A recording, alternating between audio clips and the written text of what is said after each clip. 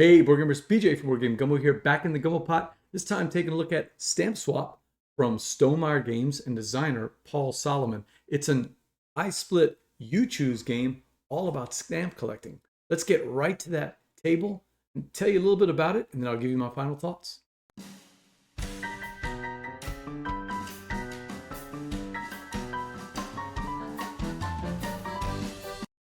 Stamp Swap is a game where we're philatelists. That's people who collect stamps. And we're going to the annual stamp swap and show. And it's going to be 3 days. It's a big weekend. So it's sort of like our Board Game Geek or Dice Tower cons. This is a convention for stamp collectors. We're going to be collecting stamps, we'll be switching them around, and then we'll be showing them to try to score points. The board up here is the central board that everybody's going to be playing on. This marker here is going to show us how we're progressing along the weekend. 3 things happen each day, and on the last day, we do the big finale. So what happens on those days? The first thing we're going to do is collect stamps. Of course, that's stamp collectors, right? And stamp collecting is all about these stamps here that'll be put out, and some will be face up and some will be face down, and they'll be in big piles, and one by one, we'll each go around, we'll grab those stamps. So there's plenty of stamps for each person to grab, at least 6 of them. That's what's referenced here on this board here, the six slots on our daily collection. We'll grab those one by one into a nice little 6 stamp or 6 cardboard collection. And then once all that's done, we're going to move to the swap part of the phase, the swap phase part of the weekend. And that's where we take these stamps that we've collected and we'll split them. The old I split, you choose. So we'll make 2 separate piles, put them in front of our board. Let's say that I split them like that, keeping them face down. One pile here, one pile here. And then round the table, we'll each take turns drafting one of the piles in front of somebody and collecting the other half that we've already split. Or if nobody picks us, we'll get all of these things here. There's also a first player token that can be thrown in there. And there'll be cards, these specialist and exhibitor cards that are also going to go in those piles. All of that is going to be split and chosen. So specialist cards are really cool because they break the rules of the game. This one says when you cut, if one of your piles has fewer than 2 visible themes, you may draw and reserve 1 stamp face up. So you can actually get another stamp. Instead of having the 6 choices between stamps and cards and the first player token, you're going to get that bonus stamp. So that's pretty cool. And it also scores some points at the end of the game. The neat thing about the graphic design in this one, in the right-hand corner, it tells you when the specialist can be used, either in the collecting or the swapping or the showing phase. There's also exhibitors, and these exhibitors will go here. We all start with one on our player board, but we can collect more. And that means that every time we get to the show part of the weekend, we're going to score for the stamps that match those exhibitors here on the board. Pretty cool to get these. Of course, you're splitting them up and you're trying to figure out which pile is which. You've got these, for instance, like this, maybe a first player token in there. And then we'll split them up as we said, going around the board. Now, once we have our 2 piles that we've split, then we can reveal what stamps we have. And as you can see, this game is all about colors, themes, and shapes of stamps. There's 5 different themes: space, monuments, animals, flowers, and vehicles. And there's 5 different colors: purple, yellow, blue, green, and brown. We also have these little forever stamps, little tiny ones. And again, we have the cards where these cards will give you automatic 2 points, and these cards will score by or whatever you complete. What I like about this part here is that we're going to move our stamps onto this board. Any stamps we've placed from previous days, they don't move. But we can, unless you have a card that says otherwise. But we'll move these however we want. And let's take a look at some of these. So they're all different shapes.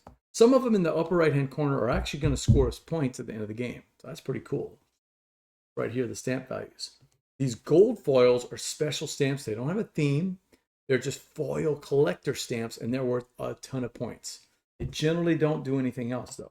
And they're pretty valuable, so people spot them. Some of these other ones have 1 or 3 or none on them. Some of them have -2. But if you really, they have negative points. If you really need that color, really need that shape or that theme, you might be willing to pay those points if it's going to pay off for you. Because when we're scoring these things, a lot of times, sometimes it'll be just, the colors that you have on your board or the stamps that you have on the board. But a lot of them are looking for groups. So you've got to connect those stamps from a theme basis or a color basis in order to have a big group. And they got to all be touching orthogonally, not point to point. So sometimes you might have to take a negative stamp to do that.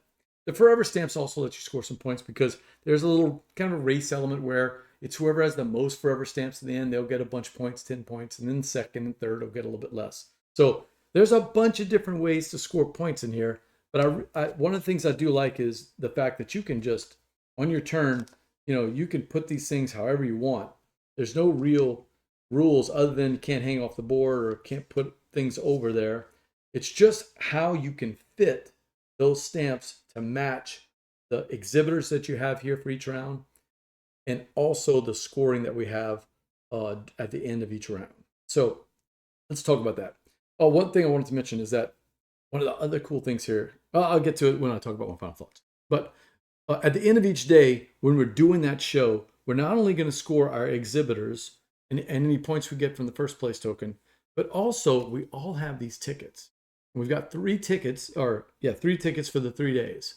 And the ticket allows us to look at the 4 choices and pick the one that fits with what we're doing here. Now, this one in particular isn't very good for me, but 1 color, 3 points per stamp. I've got a bunch of yellow ones, so maybe at this round, I'll place my ticket here. I can never score that one again, but immediately at the end of this round, I'll score 3 points per those 3 colors. They don't even have to be in a group or anything. They just have to be on my board. So that'd be 9 points for me. That'd be a pretty good first opening round. And now that I've locked this one out, the rest of the game, I'm going to be trying to focus on 2 of the other 3 spots because I do have to place a ticket each part of the round. All right, now I've gotten to the end of the game, and the end of the game is going to be about those forever stamps I told you, the stamp values, the points on the stamps, the finale over here. In this particular case, it's leaving 1 by 2 holes. So I'm going to try to put my stamps like this. That way I can, block out. If I did that, I'd have 2 1 by 2 holes, and each of those are worth 3 points. And maybe by the end of the game, I can have a bunch of those placed out to get 18, 24, or even more points if I'm good at that. If I'm good.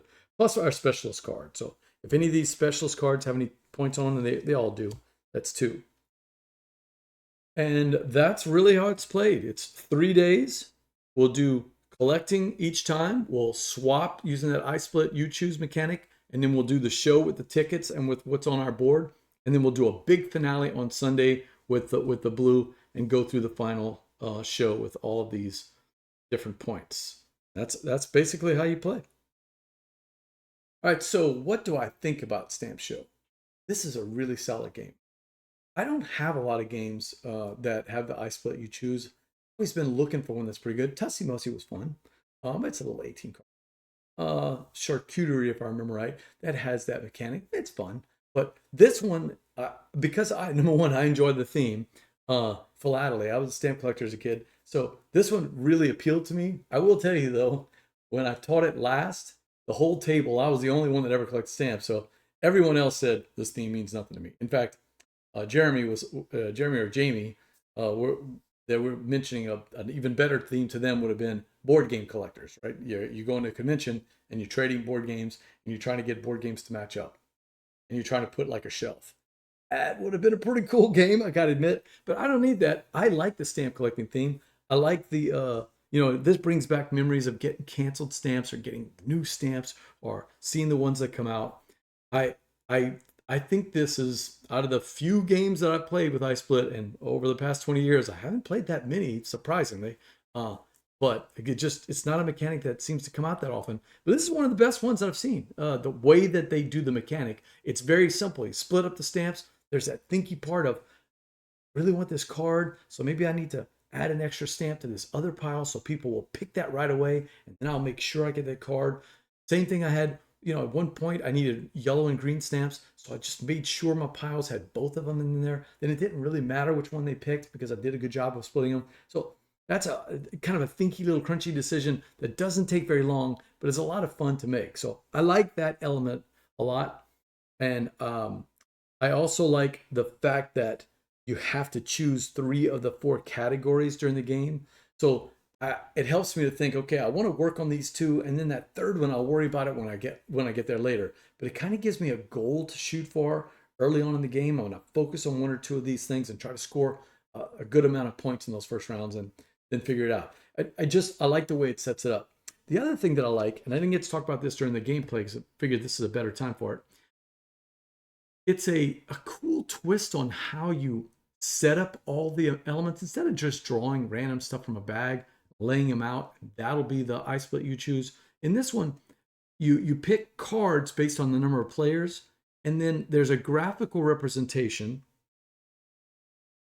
There's a graphical representation that shows you what stamp sizes you're going to pick, whether they're face up or face down, what cards you're going to play, how many forever stamps you're going to play, and on the bottom you cover up the words on the on the ones that are above, depending on how many players, and then the bottom one is the special rule that's going to be played that round. For instance, in this one, it's called rewarding finds.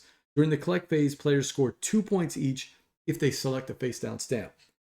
That's really cool. So there's a bunch of these cards in the box, and that means that every time you play, you're going through 3 of these sets, but there might be 3, 4, or 5 cards, but you're only seeing one of them. So each game is going to feel a little bit different because the rules or the cards can dramatically change. It might say you can not reserve a stamp this round. It's nice that there's a little mechanic that allows you out of your, before you do the I split you choose, you can reserve one of the stamps, as long as it's not a rare one. You reserve one of the cards. That way nobody can touch it. You know you're getting it. But maybe it doesn't allow you to do that. Maybe you can only split 5 pieces of stamps or cards.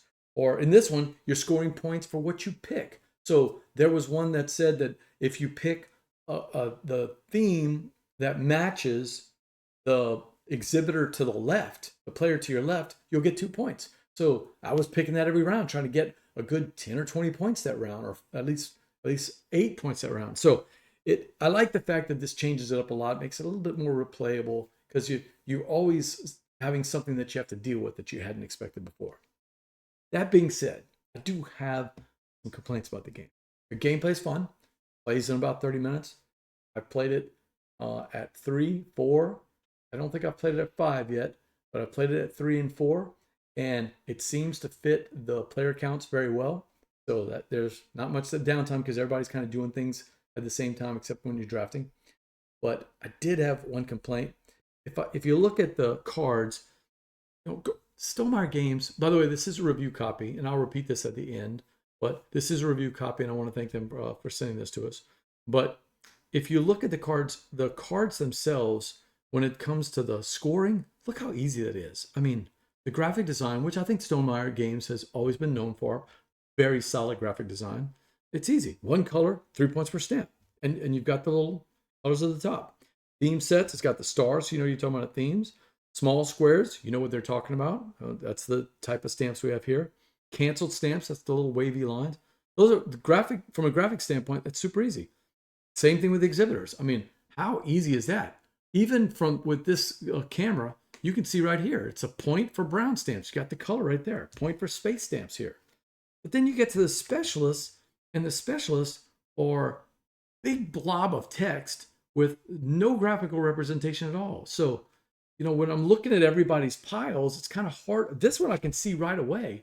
These are, or I don't know if I want that. And if you're playing with 4 players, or might have been 5 when we played the last time, I can't remember, but there was a lot to look at. And I remember one of the players was like, yeah, I think we played with 5 players. That's right, we did. So I played it at 3, 4, and 5 so far. And one of the players like, I couldn't see the players on the other side of the table, so I just didn't even worry about those specialists. So I think that's a drawback. I'm not sure how, but some kind of graphic design with a big symbol that kind of gives you at least an idea of what it is, and then a cheat sheet for every player. That would have been something easy. The other thing is the stamps, even for a guy who used to collect stamps, they're not easy to read. I had a lot of trouble between the space and the monuments. Flowers were pretty simple, but from a distance, space and your monuments, the monuments had words on them and kind of a white background, and space was pretty full, and I know that's what they're intending. And I guess the more you play the game, the better it's going to be. But all of us had a little bit of trouble trying to distinguish between some of the themes in the stamps, most especially the vehicles, the space, and the monuments. Even though the back of them, they do have some distinguishing characteristics, like the vehicles have this fast line. So I get where they're going for it. just, again, I'm just wondering if there could have been a better way. But I'm not a graphic designer, so take that with a grain of salt. Other than that, I don't have a lot of complaints to the game. It's solid. Not amazing. It's solid. If you don't have a I Split You Choose game that you really have as a go-to, and you're looking for a game that plays well 3, 4, 5, this is a game I think you can enjoy. One, it doesn't overstay its welcome. It only takes about 30 minutes to play it, bro. If you like the theme like I do, it's a definite buy, because I love this stamp collecting thing, and I don't have games that have this theme in there. If the I Split You Choose is not really your mechanic, or it's this theme doesn't really appeal to you, there might be games out there that are gonna do what you want to do better. But for me, it's a solid game. It's a keeper. I've enjoyed it. And I do want to thank Stonemaier Games. This is a review copy, and I want to thank them for sending it to me. But kudos to Paul Salomon. You'll probably recognize him from Honey Buzz. This is nowhere near the level of complexity and thinkiness that Honey Buzz is, although some of the spatial relationships kind of have a little drawback. It kind of reminds me of that a little bit. But other than that, it's not the same game at all. Well, thumbs up for me. I enjoyed it. Not 2 thumbs up, but it is a solid game that I think is going to stay in my collection. Until next time, laissez le bon temps rouler.